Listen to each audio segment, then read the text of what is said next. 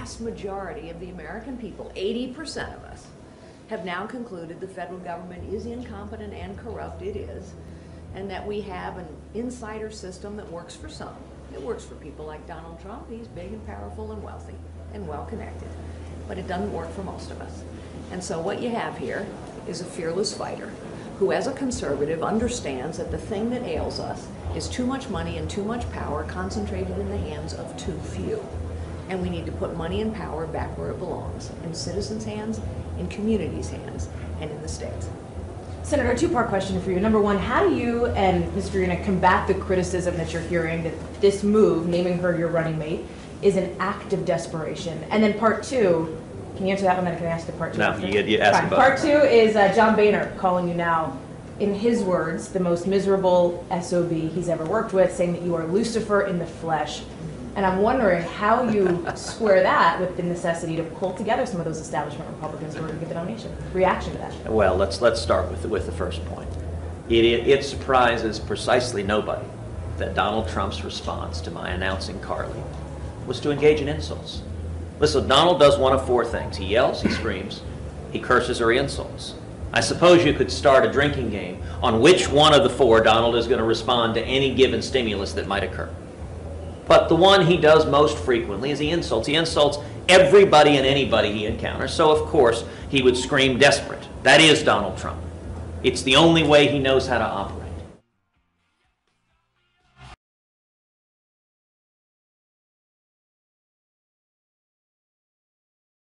So I've never done this. I did it last night. I've never done this before because, you know, I'm running and I'm supposed to be introduced, but in this case I have to do a quick introduction, right? You know what I'm talking about.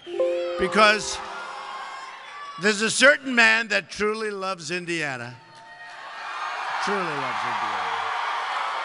Yeah.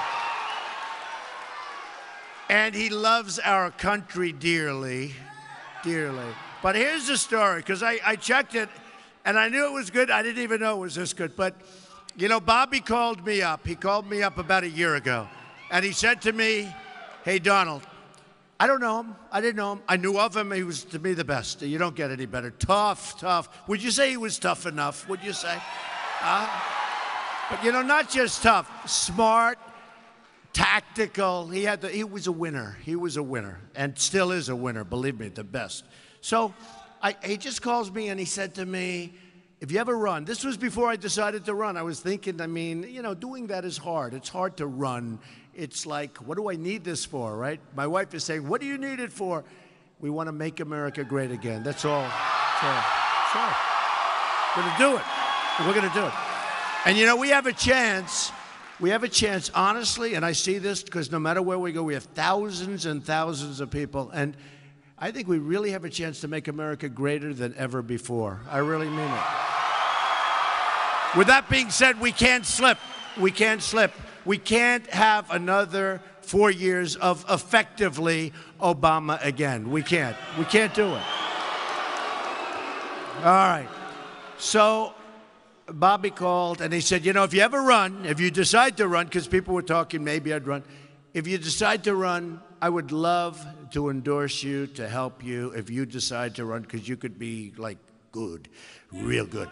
So I said, you know, Bobby, I really appreciate that. At first I had to make sure it was really him, and we did, and it was really him. I said, give me a number, Bobby. He gives me a number. I put it down. I put it aside, and that was a year ago. And then on June 16th, I decided to run. And who knew that Indiana, usually, you know, it's over or something, but all of a sudden, Indiana's going to have such an unbelievable impact on the decision on who it's going to be. Who it's going to be. And I'm the only one going to beat Hillary, and we'll beat her so badly. So badly. These others will not. The others are just cookie cutters. And I watched Ted Cruz this morning. Oh, I can't listen. So dramatic. Can't watch. So anyway, so I called Bobby. I said, hey, Bobby, it's Donald Trump. He goes, I've been waiting for this call. That was 3 weeks ago. I said, is the offer still good? He said, it's good. It's good. When do you want to do it? And we did it last night, and the place went crazy, okay? Because he's a winner. He is such a, we like that. I mean, we need it. And that's what we need in the country. We don't win anymore. We're going to start winning again. So I'm with his friend, and Charlie's back there, great friend of Bobby, and he said, I said, give me the whole thing. I knew he won the 3 national championships. He won the Olympics. He won the Pan Am Games. He won 900 games. 900 games. Then he had the perfect season, okay? He had a perfect, and I didn't realize this. In fact, I was surprised. There hasn't been a perfect season since. And he said, I said, do you mind if I talk about, because the season before that wasn't so bad. He lost 1 game, right? He said, and it was my fault as a coach, Donald, and I want you to tell them that. Just say, if he didn't screw up, he would have had 2 perfect seasons. I said, Bobby, I can't say that. He said, say it. It's okay. It was my fault. But I mean, think of it. He had 1 loss, and then the next season he had a perfect season. And he loves you people. That I can tell you.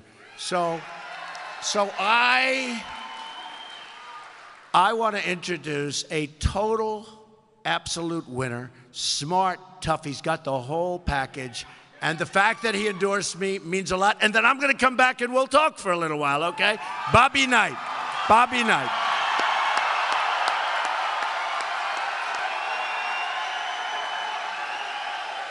As I have visited with you here today, I hope that I have made an impact on your thinking relative to the opportunity that we have to make America great again and to keep America great.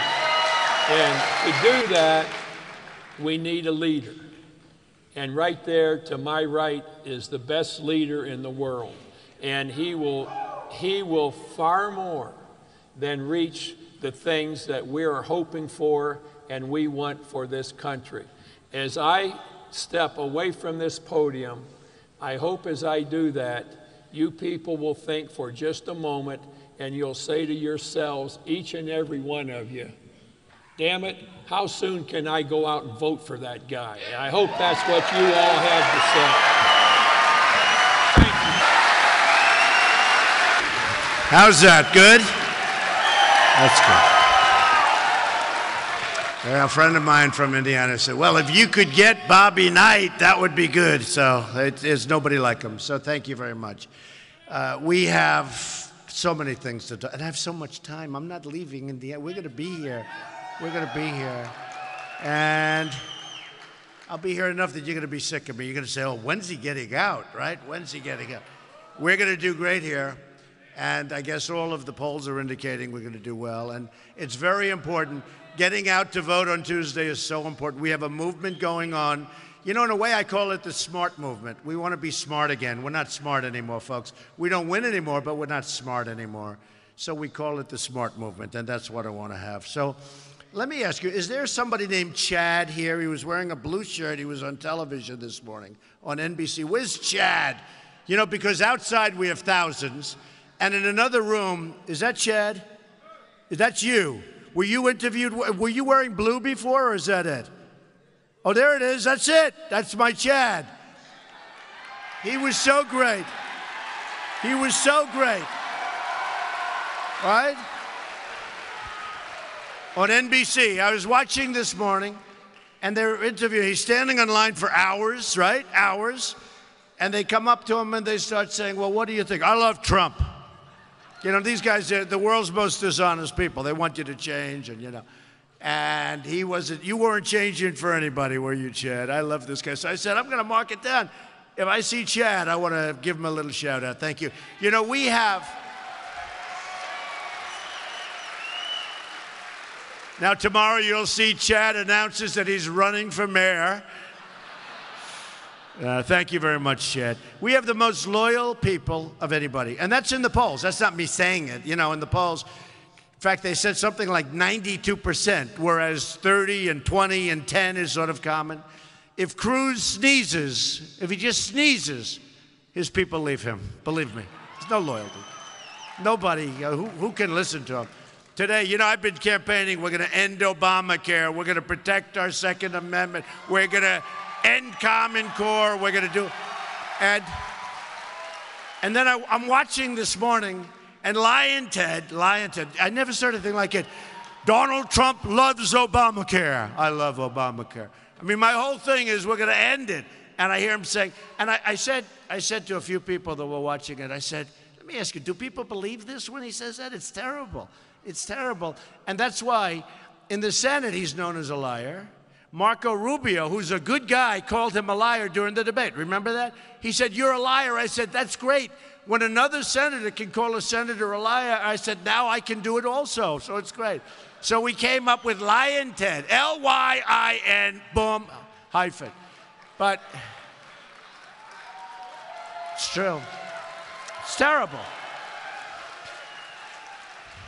And now he's getting creamed in the polls, and he lost the last 5 elections. He was saying, I'm the only one that can beat Donald Trump. I have proven it time and time again. I'm saying, oh, please. And I'm killing him. And he said, I won 7 times. Remember the debate? And I said, yeah, but I won 21 times. And he looked. Oh, so I won 7 times. And I mean, it's like unbelievable. So now he's getting clobbered.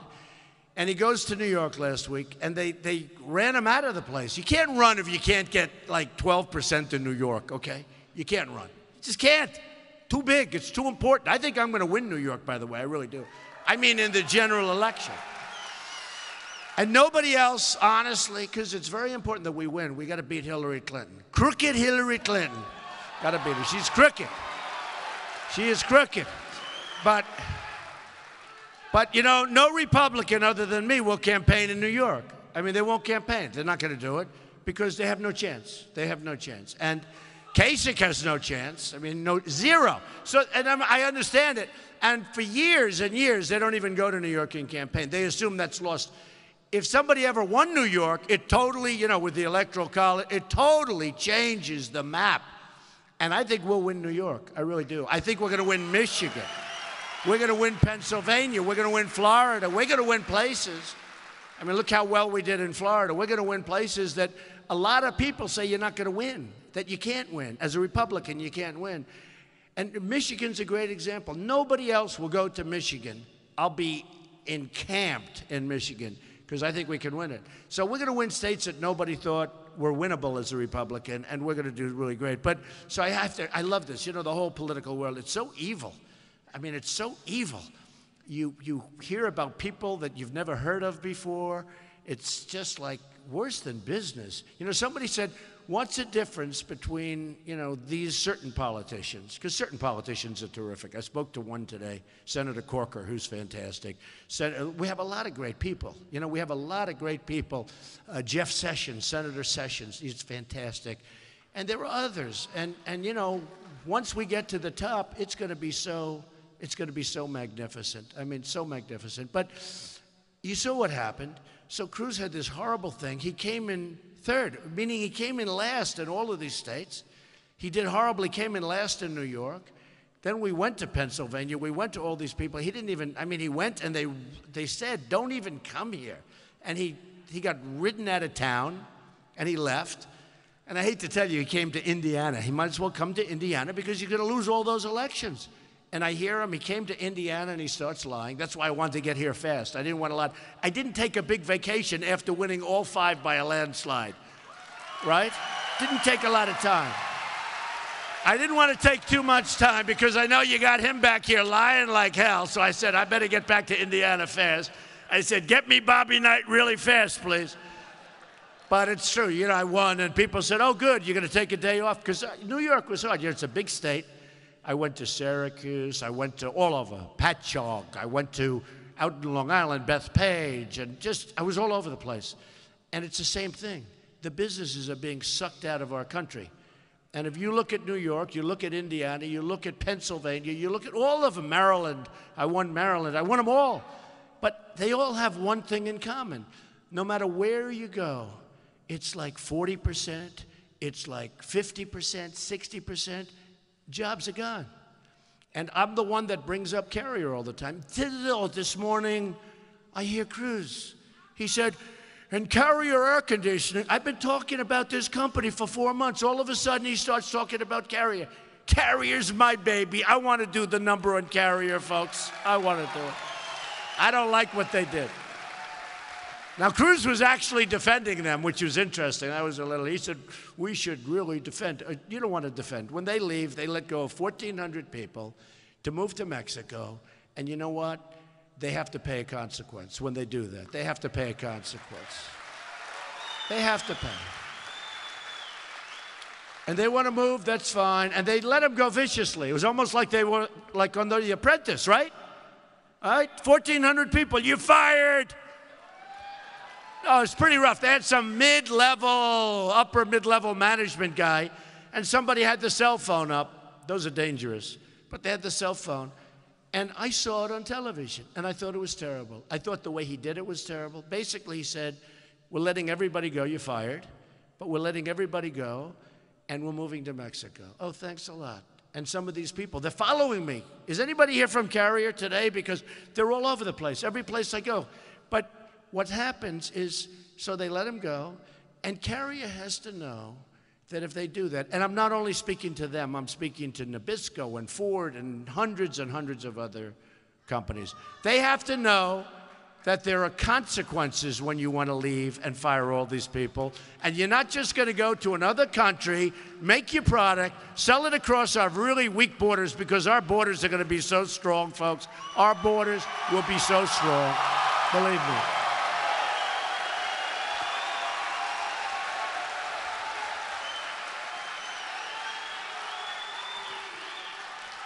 So you're just not going to make your product, sell it across the borders. And this goes for all, not just air conditioners.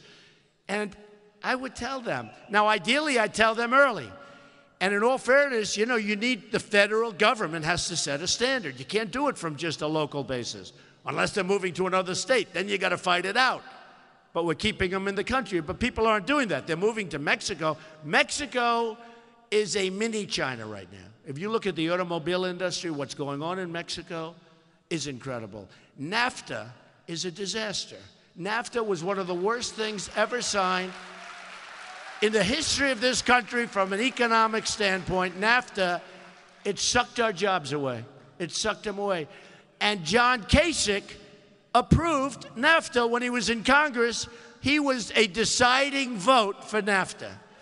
And it was signed by President Bill Clinton. There's a relative that's going to be running for office. Signed by Clinton. No, but I mean, you look at your empty factories. You look at what's going on. You look at, by the way, and you talk about an industry that's getting hit. Take a look at your steel industry, and I know what to do to fix it, folks. Believe me, these guys don't. These politicians don't know. Look at your steel industry in Indiana. And you look at U.S. Steel and these great, great companies at one time, and now it's like they're just not the same deal. And we're going to change it around. You know, China is dumping like crazy. They're dumping all over the place. And people said to me, oh, but maybe the product's going to cost more. And, you know, that's true. And they never say the second part. But we're going to have jobs, and that's going to more than offset the price, because we're going to have jobs again. We're going to have jobs. Our jobs are being taken away. And we're going to have a time, if I win, where Apple is going to make its product in the United States. So you watch. You watch. So Kasich approved NAFTA. You look at Cruz, and he doesn't want to talk about China's manipulation of their currency, because TPP, Trans-Pacific Partnership, study it and remember the words. Because if I don't get in, I'll bet you it gets approved, and that will make NAFTA look like a baby. That's big time. That's not Mexico and this. That's 12 countries. They are going to do a number, and then China's going to be lurking in the background. They're not involved with it, but they are actually involved, because if they love it, they're going to come right through the back door. This is a 5,000-page document that nobody in our country, in my estimation, has ever read. Probably never even looked at. And all of the countries that are beneficiaries of it, meaning taking our money, our jobs, and everything else, they know every single word, They know where the commas are. They know where the paragraphs begin. And we don't have anybody that reads documents. You know, when you looked at Obamacare, it was thousands of pages, and nobody read it. Nobody read it. It's a disaster, by the way, total disaster. Your rates are going up 35, 45, 55%. It's a disaster. Nobody read it. Nobody even knows how to define it. The only way you can do it is you have to buy books, the definition, and they tell you chapters. It's horrible. It's horrible. Trans-Pacific Partnership is a disaster. So here's what happens. Okay, we have to go back because, you know, you all know how I feel. Just trust me. Trade, you're going to be so happy. You're going to be so proud of your country. You're going to be so proud of me. Me. I didn't need this. I built this great company. I have a nice life. I said, oh, what do I do? What do I do? My wife always says, are you sure you want this? I say, yeah, we're going to make America great again. We're going to do something great. It's very important. It's very important. My daughter Ivanka, who's so great, she's such a terrific person. She loves the country. She said, Dad, it's a lot of work. You know, when I do this and then I do 3 more today. And she said, Dad, do you enjoy it? And actually, I enjoy it. I must be honest. I think I enjoy it. It's a dirty business. It's a hard business. It's a rigged deal. I mean, the whole thing is rigged. You know, if I wasn't winning by so much, I'd have no chance because all the delegate stuff is rigged. I mean, it's rigged. You look at Louisiana, which I won, and that's when I found out. The state of Louisiana is where I found out, in all fairness. And then it happened in Wyoming, even worse, because they didn't even get a chance to vote. And then it happened in Colorado, where they never voted. The bosses picked the winners. The boss. I never met the boss. I don't know. I want people to vote. But in Louisiana, I wasn't supposed to win. That was Cruz territory. Heavy on evangelicals who love me because they don't like liars. Remember with the Bible? The Bible held high and then he lies. But I've been winning with the evangelicals by a lot because they know 2 things. Pastor Jeffress said it. They know Pastor Jeffress has been incredible. If you look at Jerry Falwell Jr., who has been amazing, Liberty University, so many of the pastors and ministers and people that really understand, they say, you know, we need strength. We need protection. Like with the women, I won the women in New York by a tremendous margin. I mean, there's nobody cherishes and nobody respects women more than Donald Trump. That I can tell you. Nobody. And I won it so big in New York. And I was saying to somebody, women are going to do, I will be so much better to women than Hillary Clinton is. So much better on health care issues. And you know what else? On the protection of our country. Because ultimately, that's number 1, 2, and 3. We have to protect our country. We are in an evil world right now. We are in the most evil world. It's one of the most evil times ever. And I'm going to protect our country. And everybody agrees to that. Even the congressman that didn't like me said, well, I agree that Trump is tougher. And I agree that maybe he'll be better with the military. Well, once you're better with that, that's like about 80% of it.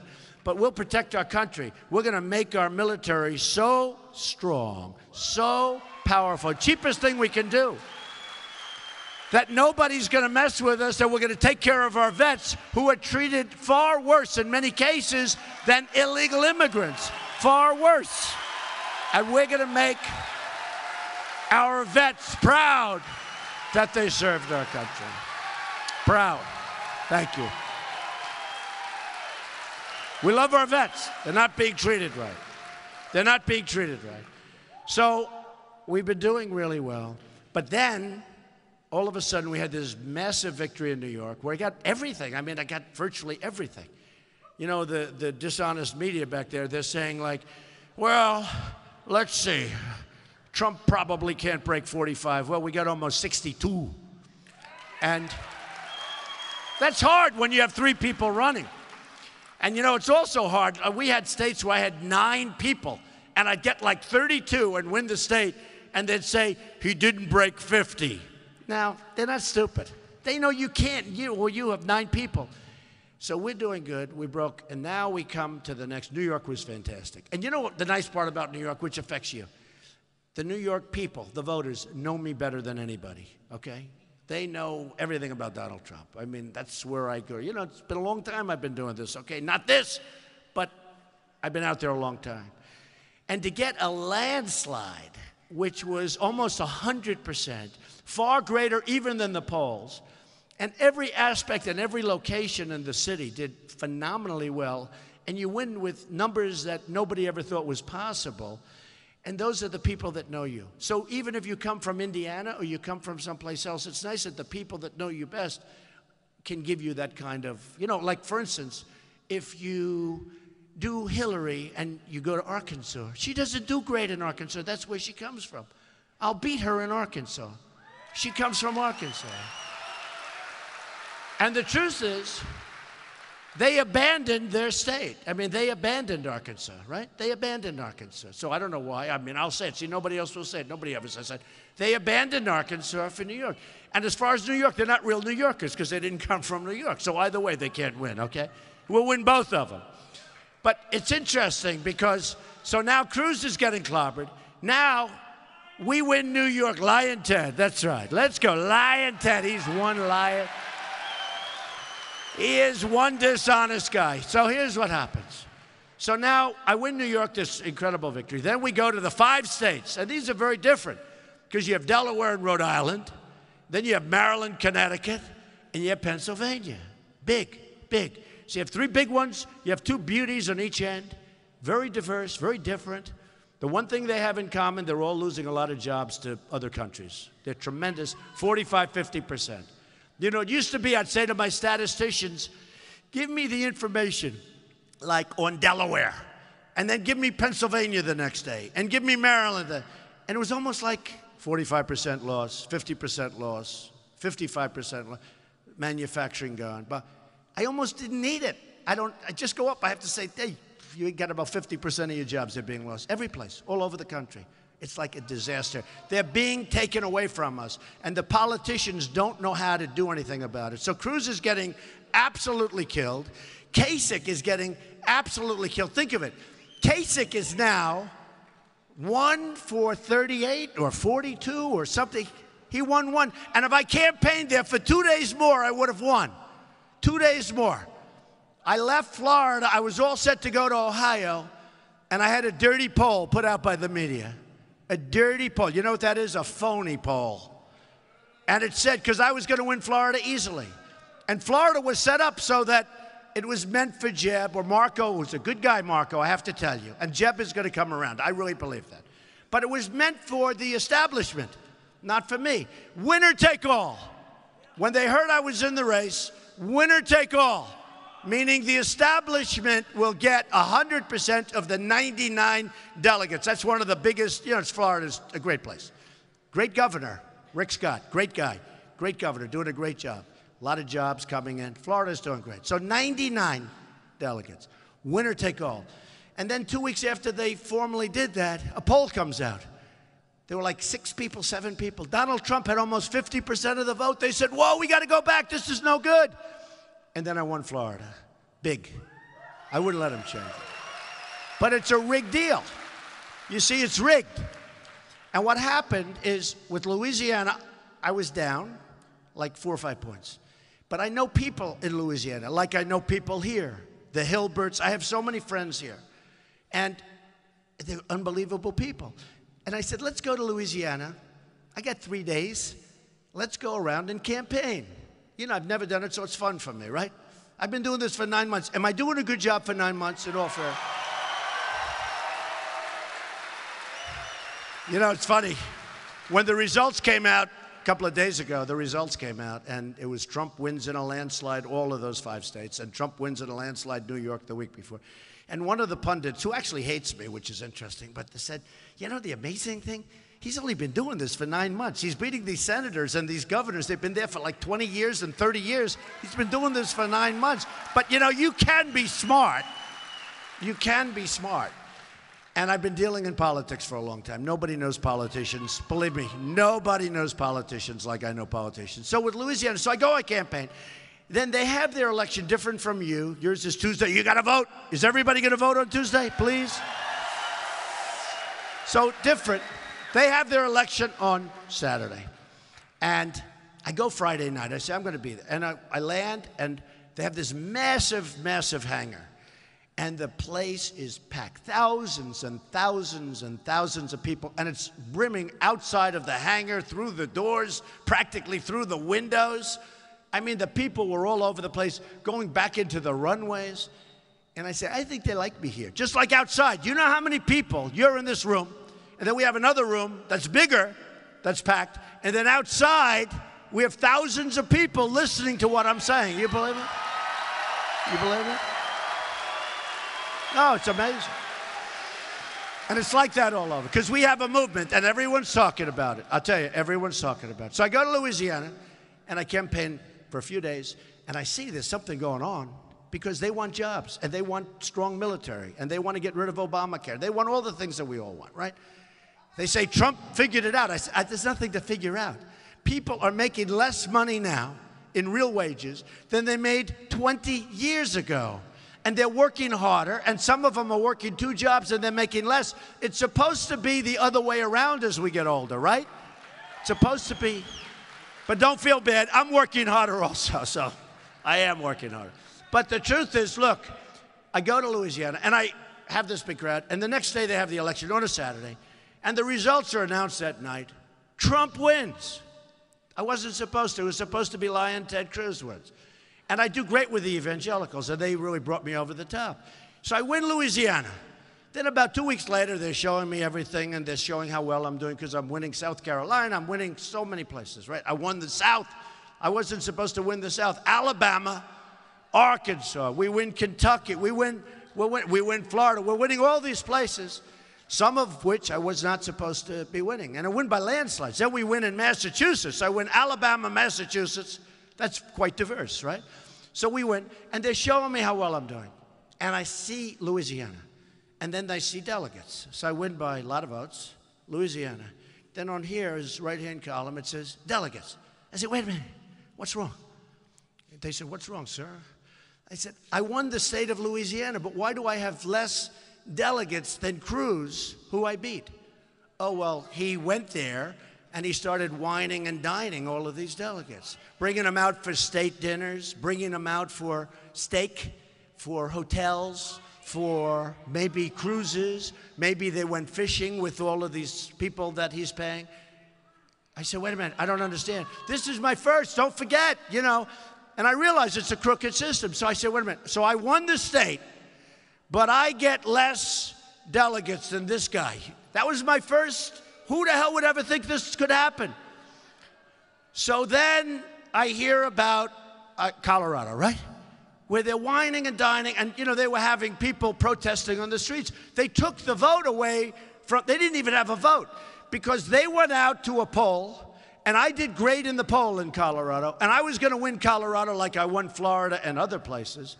So they gave the vote to the bosses, and you go out and you wine and dine the delegates. All of a sudden I say, when are we going to Colorado? No reason to go, sir. I said, what do you mean no reason to go? Well, it's over. Colorado is all delegates. It's all, you know, they get wined and dined. I said, you can almost buy the election. Put $100 million worth of freebies in a bag. Let's go buy the election. So I said, it's a rigged system. So then I realized, and here's the good news, a lot of it, well, actually, Colorado's really unfair. So is Wyoming. Very, very bad. They got to change that, because that's bad, because that actually counts on the front row. Because Cruz can't win when you have to get a vote. He can do it because they have this team of very good experts. I could get much better, got much more money than he does, but it's just an unfair, it's an unfair deal. It's an unfair deal. So here's the story. So now we start a streak, and we win in Arizona, and we're winning all over the place. And the only way it's working for me, I mean, I'm still not happy, and we're going to do it on the first ballot. And when you hear he signed all these delegates, they're signing them for second, third, fourth, and they're not signing them for the first ballot. The first ballot, fortunately, they're locked in, right? They're all locked in. And Pennsylvania had the same thing. I won in a massive, massive landslide. And they have a great Republican chairman, and really a great guy, Mr. Gleason, great guy. But he's a fair guy. But one thing with Pennsylvania, they have a moral obligation, and I've heard it for a long time, that whoever wins, there's a moral obligation of the people, of the delegates, to vote for the person that wins. So today they announced I had like 52 or 54 out of the 70. But I said, what about the rest of them? Yeah, but I did say, I think they announced 54 today. So I win this state in a massive landslide. I got 17. And they have like 70 something. I said, wait a minute, I got 17. But the good news is today I think they announced I got an additional 34 or something. But here's the thing. But there's like 22 or 21 out there. I said, what about them? What about them? I won in a landslide. I won every county. I won everything. What about them? Well, we'll work. It's a rigged system, folks. It's horrible. It's a horrible, horrible system. It's a horrible system. And it's done so that the bosses can pick whoever they want. Now, here's the only problem. I've been winning by so much that you can't. And you probably heard me say it a couple of times. I've said it, the boxer. I know a guy, he's a champ. I know all the boxers. I love the boxers. We love the boxers. There's a toughness, you know. And this is a champ, and he wants to fight in a certain territory where the challenger lives. And the challenge is very good and very popular. And it's a great area, a lot of money. And the champ wants to fight there. I say, what are you, crazy? He said, you'll get a bad decision. If it goes, he said, no, you don't understand. There's one thing they can't do. If I knock him out, Mr. Trump, if I knock him on his ass and he's unconscious, there's nothing they can do, Mr. Trump. And that's what he did. He knocked him out. He knocked him out. And we're doing the same thing because I'm winning by millions of votes. And in fact, today, with a long way to go, although we don't have a long way if I can win in Indiana. If I win, we win. It's over. It's over.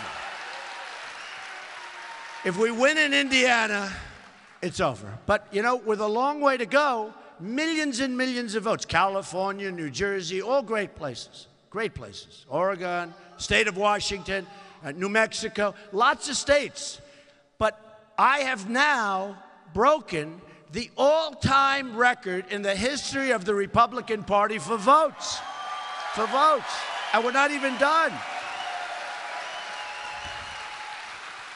I mean, we've already gotten more votes than Mitt Romney got through the whole thing, who unfortunately let us down. He joked. What can I tell you? That was an election should have been won, folks. That was an election should have been won.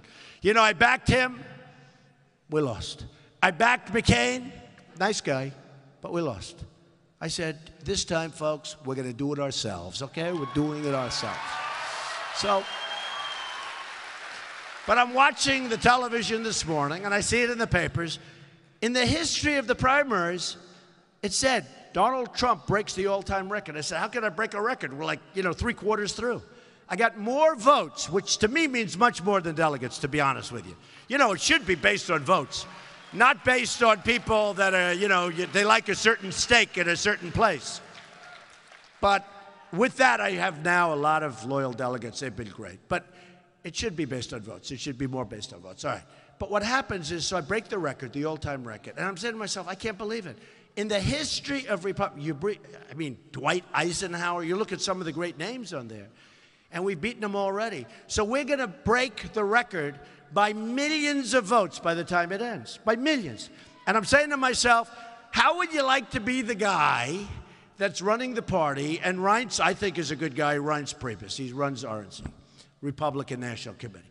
But how would you like to be the guy where Cruz goes around and, I would never use the word bribe. Some people would say bribes the delegates. I would never say a thing like that. But he gets, the steaks are really good, really expensive, or maybe the trips to Paris or whatever the hell they do. And they get these delegates on the second and the third and the fourth round. They're committed. Why? Because they like to have good meals, right? So, which I'm not doing. But I have the first. But let's say we're 20 short or 100 short. But let's say, and we're not going to be, we're going to get it in the first, by the way. Don't worry about it. I don't want to scare you. Don't worry about it. But let's say we were 30 or 40 or 100. Let's say we should. Okay. So now you have Trump, who goes to a second. And I don't care about the second, right? I'm not playing for the second. That's why when you hear Cruz got delegates, he got them for the second, third, fourth, etc. It doesn't mean anything if you win on the first. How would you like to be the man that has to make the decision where Trump got 5 million more votes, broke the all-time record in the history of the Republican Party in primaries, has 500 delegates more than Cruz, and beyond that with Kasich, okay? Beyond that. I mean, you know, I've been calling Kasich 1 in 38. I actually think, including the islands, he's now 1 in 42. Okay, so I have millions of more votes, hundreds of more delegates. We go to a second ballot, and you put in a guy that lost by 5 million votes and hundreds of delegates. I don't think it can happen. I think there'd be a little problem. No. How do you do that? How do you do it? If a man has, and then they do polls, and the polls are asking very specifically if something like that should happen, what they all, 72 or 74% say you got to go by whoever gets the most votes, which is really, I think, the right way, okay? But can you imagine that? Now, Cruz is no good at this stuff anyway. But can you imagine if he got 5 million votes less, 500 delegates less, and he becomes the nominee? And he's no good. He can't campaign properly. He doesn't speak properly. It doesn't work. So here's what he does. So he forms an alliance, right? A coalition. He forms an alliance. He colludes. It's called collusion. So he sees he's getting killed. He's getting absolutely annihilated in New York. Now he gets annihilated this last weekend and this last week in 5 states. And he says, boy, I'm in trouble. And I'm going to Indiana. I'm in trouble. So what does he do? He gets Kasich to join together. Stop Trump. And I see these negative ads. They're phony as hell. By the way, they're so wrong. A couple of them are right, but that's okay. But they're for the most part, they're absolutely wrong. I mean, absolutely wrong. They're vicious and horrible. I'm watching television at my Holiday Inn Express. Everyone thinks I fly back home every night. No, they all say, these, you know, the liars back there, they say, Donald Trump gets in his 757 Boeing and he flies back home. And then he comes, I don't want to fly for hours and back and forth. I don't even want to spend that money. You want to know the truth. I'm at a Holiday Inn. Can you believe I'm at a Holiday Inn and I do it? And by the way, and I'm oftentimes at different places, Marriott Courtyard. I mean, I know more about these hotels. In fact, if I lose, I'm going to start buying out some of these chains, I think. So at least I learned something. No, they're fine. But you ever notice they always say, Donald Trump has left Indiana and flown back home to Fifth Avenue, where he stood for the night or slept for the evening in his beautiful apartment. Then he got on the plane in the morning, and he flew back to Indiana. Give me a break, okay? So it's just crazy. Okay. But this is the kind of stuff you hear. I call them, you have Lion Ted, but you have liars back there too, big liars. So anyway, no, it's been great. It's been great. It's been great. And I've enjoyed it. So here's the story, folks. So we have a rigged system, we have a phony system, but we're beating it because we're doing so well and we're doing so much better. And we're going to end up winning, and we're going to make our country so strong, so wonderful, so great. You're going to be so proud. You got to get out and vote, okay? So they form, and I want to talk about jobs, but this is so interesting to me because it's such a con job. You know, I love seeing it. It's just like a total con. So now what happens? He's losing badly. So he forms this alliance with Kasich. You know, the man that eats like with the large bites. You ever see? News conference. Where do you want your news conference? Around my table as I stuff pancakes down my throat. Seriously, did you ever see a guy eat like this? Honestly, I'm being honest. You know, you think, if I have cameras, I tell you, I have a lot of times where I have no choice and I'm sitting and cameras start forming and all, and usually I don't eat. I just sort of don't eat. Number one, I was taught, don't speak when you have a mouthful of food, by my mother, Mary McLeod. My mother said, don't ever eat with your mouth full, okay? And I've sort of remembered that, right? But, you know, I have a lot where there's no time or they just come, you know, they're like brutal. They break through Secret Service. I mean, they can do anything. And all of a sudden I'm eating. And you know what I do? I stop eating. I talk. I don't eat. This guy is always, do you ever notice? It's like he doesn't have press conferences. Every time you see him, he's eating. And he's stuffing his face. I've never seen the pizza. He ate a piece of pizza. I'm telling you, it was 4 or 5 inches long by 4 or 5 inches. And he couldn't get it in his mouth. And he's pushing it in with the fork. And he's got 20 cameras on. I don't understand. So what happens is Cruz called or Kasich called or somebody called, and because it's a rigged business and because it's a dishonest business, they say, hey, listen, Trump is beating us badly.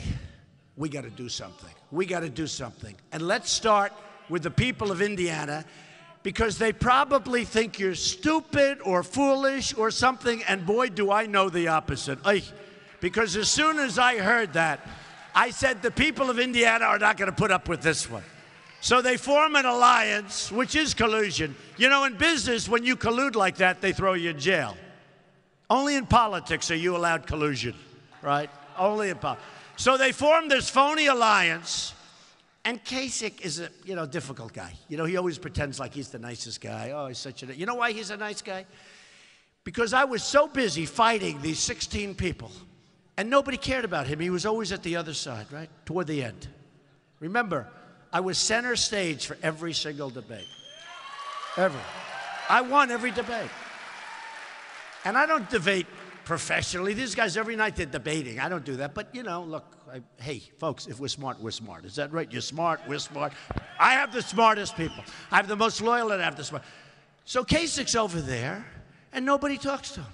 And we're fighting. I'm fighting with Marco. I'm fighting with this one. I'm fighting with Cruz. I'm fighting with all of them, right? And then one day he raised his mouth. I said, wait a minute. Weren't you a managing partner of Lehman Brothers, Kasich? Weren't you a managing partner of Lehman Brothers? And Lehman Brothers failed and almost took down the world? Wasn't that you? You were a managing partner of Lehman Brothers.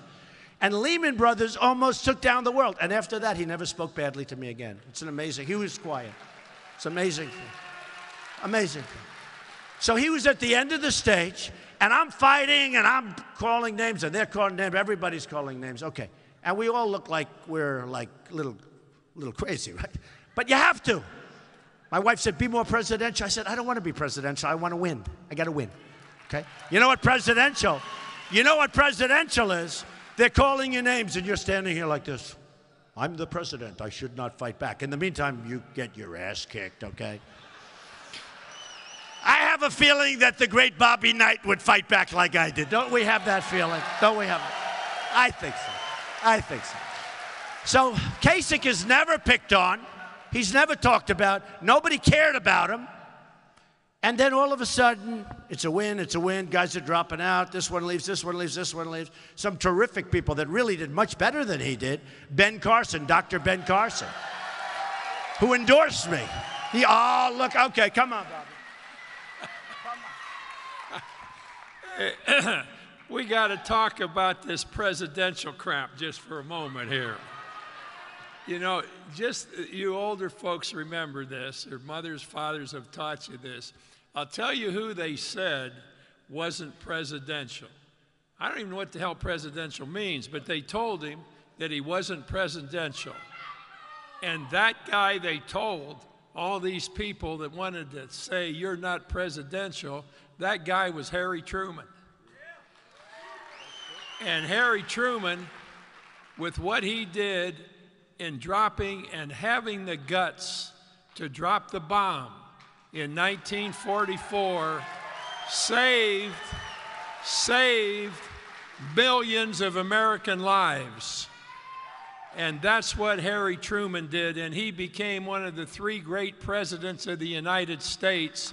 And here's a man who would do the same thing, because he's going to become one of the 4 great presidents of the United States. Such a great guy. Wow. How do you top that? How do you top that? What a great guy. You should be very proud of him in Indiana. This is the place he loves more than any place in the world. Okay, you got to be very proud of that guy. That is a national treasure, okay? So anyway, and by the way, does Bobby love it? Is he having a good time too? We're all having a good time. You know, we're talking about a bad subject because our country's in trouble, but when you say make America great again, one of the reporters said, that's a very negative statement. I said, no, you have to understand. That's a very positive theme. It's very positive. It's not negative. It's positive, and it's meant to be, because that's what's going to happen. We're going to make America great again. So that's it. But anyway, so they form this alliance, and it's like a disaster. And 11 o'clock, one of my people call up at my place. And I'm a worker like you. You know, if it's 11, if it's 12, it's 2 in the morning, that's okay. We work, right? Whatever it is. They need a statement because they just formed this alliance. I said, you have to be kidding. That makes them look weak. It makes Cruz look totally desperate. It makes them look like they're trying to take advantage of the people of Indiana.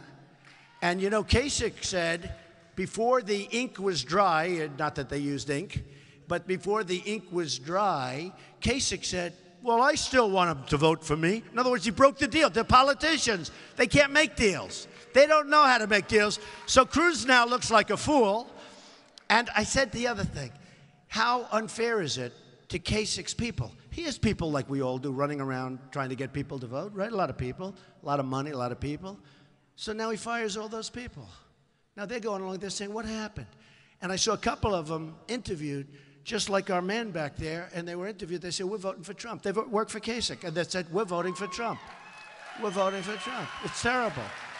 So they're out there fighting for him, and that's the first thing I thought of. I said, you know, it's sort of amazing. They went out and they fired all these people. And that's not nice. You know, I mean, it's not right. Okay, so anyway, so they formed this alliance. It's a disaster. I mean, I haven't seen any polls yet, and maybe I'll be wrong, and maybe they'll be up 200 points. But I have a feeling it's not a good thing. And Cruz looks like a fool because he can't make a deal.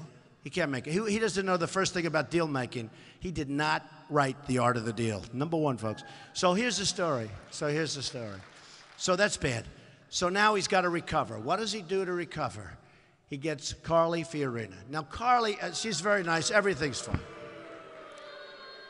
Carly got out. She had no standing. I mean, she had the one good debate on the children's stage, not on our stage. She was on the children's stage. Remember, she didn't debate against me.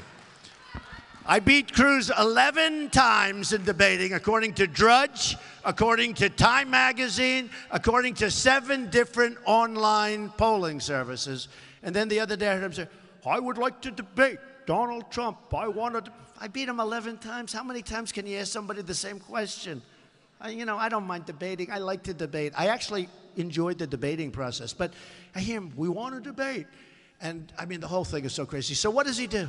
He now goes out and gets Carly, who left the race because she had no votes. She had nothing. And that's okay. She's a nice woman. But it's not going to help. It's not going to help. And I said yesterday, and this was like the most quoted statement, I said he broke a record, right? I said it's the first time in the history of the United States where somebody running for president who has no mathematical chance of getting elected. Zero path. Zero path. He lost that 2 weeks ago. So he has zero chance of getting elected. He announced who his vice president of the United States is going to be, folks. First time in history. My vice president will be, he can't get elected. So that's the story. Okay. So here's what we're doing. We're going to make our country, and you have to do this because we have that movement. We're on the cover of Time Magazine. I'm the messenger. I'm a good messenger, but I'm the messenger. We're going to do something very special. I got a call, and I've told this story, from one of the top writers in the world. And he said, how does it feel, Mr. Trump? I don't know him. How does it feel? And I said, how does what feel? He said, what you've done has never been done before in the history of our country. I mean, and I sort of understand it. You know, first I'm saying, what does that mean? But when you look outside and you have thousands of people outside, and then you look, because after I'm finished with you, I am going over to your other 4,000 person room, and then I'm going to try and go outside if I can. But we have a room this size right next door where, you know, they're watching this whole thing on a screen. But he said, how does it feel? And I said, what? He goes, what you've done's never been done, and it's amazing. I said, it's only amazing if I win. If I lose, I've wasted a lot of time. He said, no. If you win, if you lose, it doesn't matter. He said, if you lose, you've done something that in the history of our country has never, you've changed the whole process. I said, let me just tell you something. I appreciate you saying that, but if I don't win, and that means nomination, but it means beating crooked Hillary Clinton and becoming president, so we can really effectuate the right things and get our country going again and take our jobs back and strengthen our military and all of the things, right? I said, if I don't win all the way, then I will consider it a tremendous waste of time, energy, and money, because I'm self-funding. I'm self-funding. So it's money. It's my money. It's not somebody sending in checks all over the place. I mean, they had one gentleman. I don't talk about people that we've defeated because I like them all. Every time we defeated somebody, I like them, okay? It's amazing how competition works. I'm sure it's the same with Bobby. He can't stand him, can't stand him. Then he beats him. Hey, coach, great job. Great coaching job tonight, folks. You know, we beat him. Bobby will say, we beat him by 40 points. Hey, I love him. But when you defeat somebody, you feel a little bit differently. But one of them had $168 million in a fund. And I was first and spent almost nothing. And that person was like last. And I said to myself, who do you want as president? I mean, is that what you want? Who do you want as president? So here's the story. You got to go out on Tuesday. You got to vote. We are going to make things so good. When companies leave Indiana, when they leave our country, when they leave, there are going to be consequences. I've been watching for years as the politicians, because this has been going on for 5 or 6 years. I've been watching for years as politicians have come up with these tremendous. I went to Wharton. I understand complexity. I love best business school in the world. But you know what? Hardest to get into. Hardest. But you know what? I'll tell you what. I've been watching for years as they try and think, well, we're going to give tax incentives, and we're going to give this, and we're going to loan low-interest loans. We're going to, so complicated. Can you imagine government guys? Let's see, we'll give you a low-interest loan. No. When Carrier leaves and they want to move to Mexico, you're going to tell them, I'm sorry, folks, but enjoy your stay in Mexico. Every unit you make that comes across my now very powerful border, because we will build a wall, believe me, folks, we will build a wall.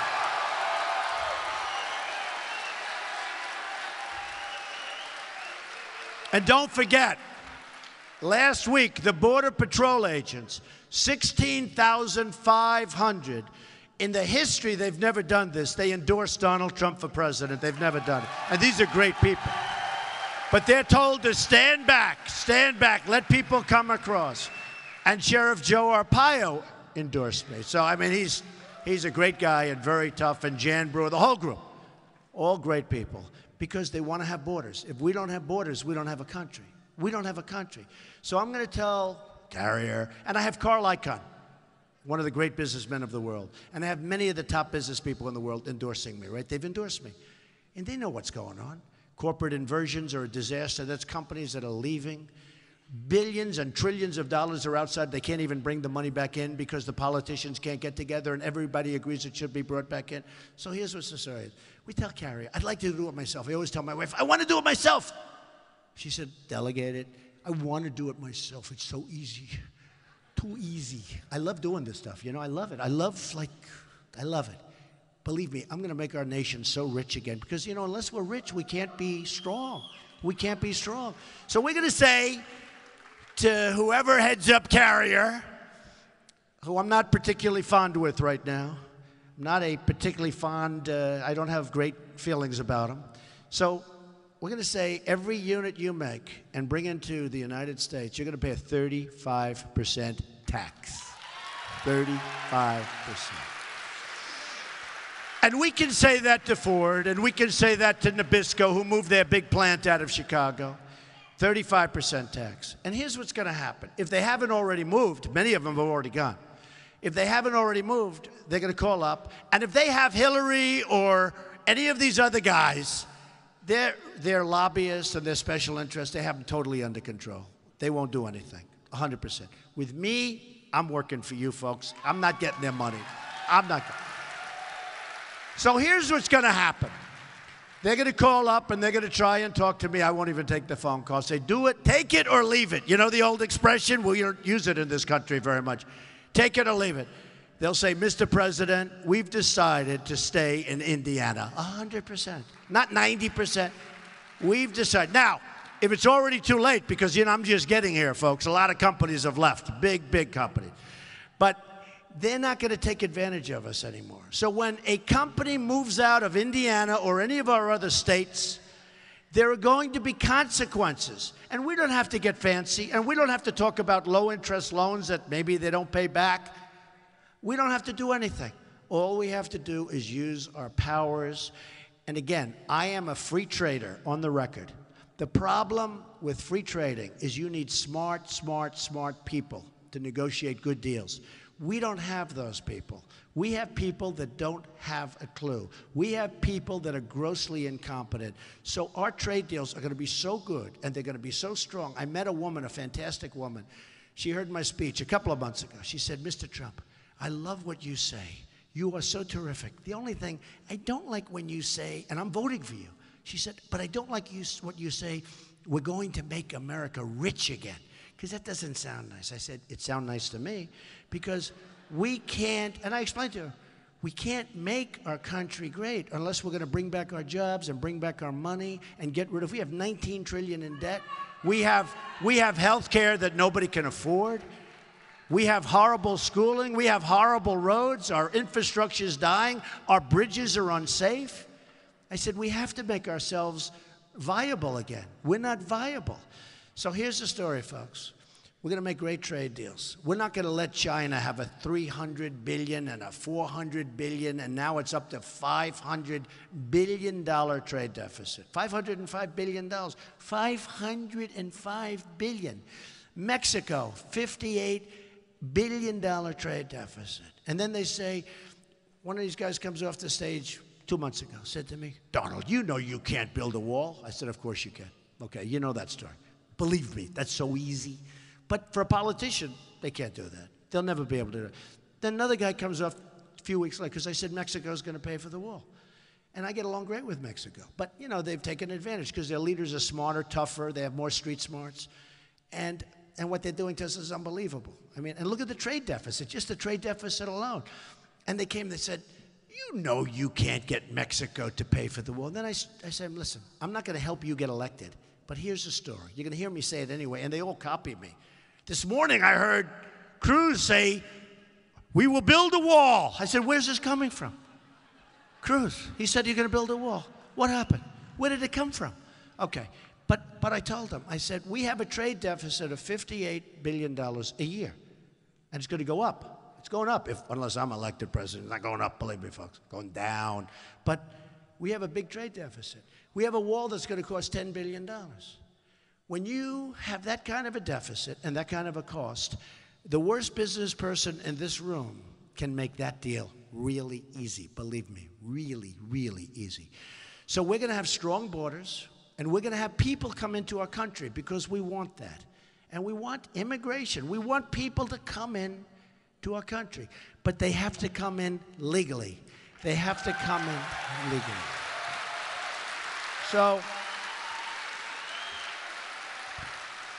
So our country doesn't win anymore. We used to win all the time.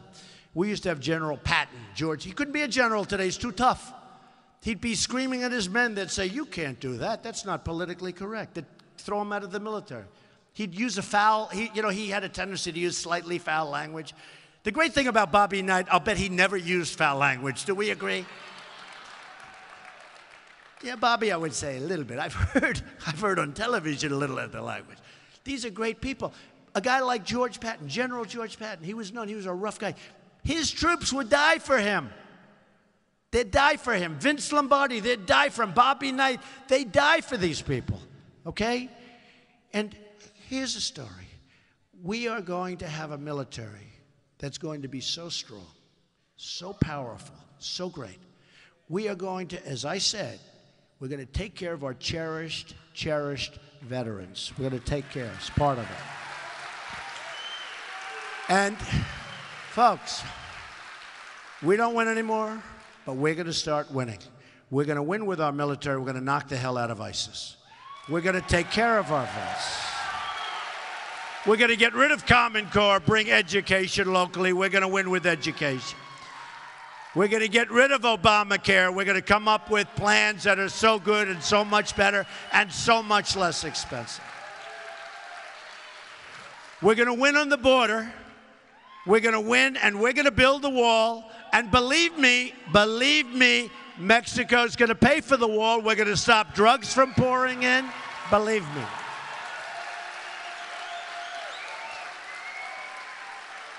And we're going to win with great, great trade deals. We're not going to let the entire world rip us off anymore. And speaking of our military, we're defending the whole world, and they think we're all a bunch of jerks.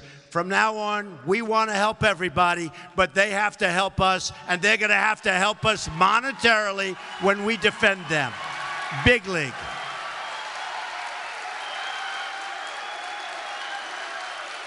So, thank you. People don't even know that. We defend Germany, we defend Japan, we defend South Korea, we defend Saudi Arabia. They were making, with the good oil price, now they're still making a fortune. They were making $1 billion a day, and we pay rent on basis. We pay rent, okay? Those days are all gone. And you know what? These countries will like us more with me as president than they do now, and they're ripping us. So here's the story, folks. We're going to start winning again. And we're going to win so much.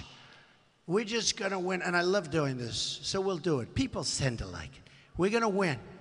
We're going to win with the military. We're going to win with trade. We're going to win, win, win, win, win. That some people are going to go, no, Mr. President, please, sir, we can't take it anymore. We don't want to win so much. We're not used to it. We're used to losing all the time. Please, Mr. President. And I'm going to say, I don't care. We're going to win, win, win. And we're going to make our country great again. We're going to make America great again. So get out there on Tuesday and vote.